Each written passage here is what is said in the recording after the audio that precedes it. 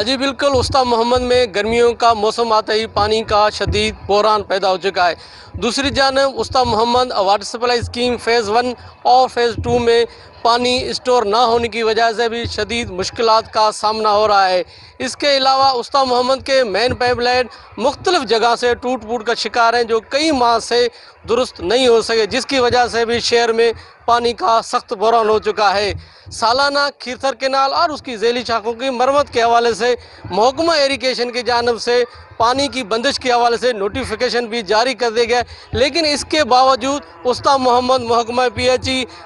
तालाबों में पानी स्टोर करने से कासर है, जिसकी वजह से इस साल पानी का शदीद बहरान भी पैदा हो सकता है। उस्ताद मोहम्मद के सियासी, समाजी और अवामी हलकों ने हुकूमत Balochistan, secretary public health, commissioner Nasirabad और DC उस्ताद मोहम्मद और दीगर हुकाम बाला से मुतालबा करते हुए कहा कि फौरी तौर पर इस चीज़ का नोटिस लेकर उस्ताद मोहम्मद के वाटर सप्लाई के तालाबों को में पानी स्टोर किया जाए, ताकि उस्ताद मोहम्मद में पानी का बहरान का खात्मा हो सके।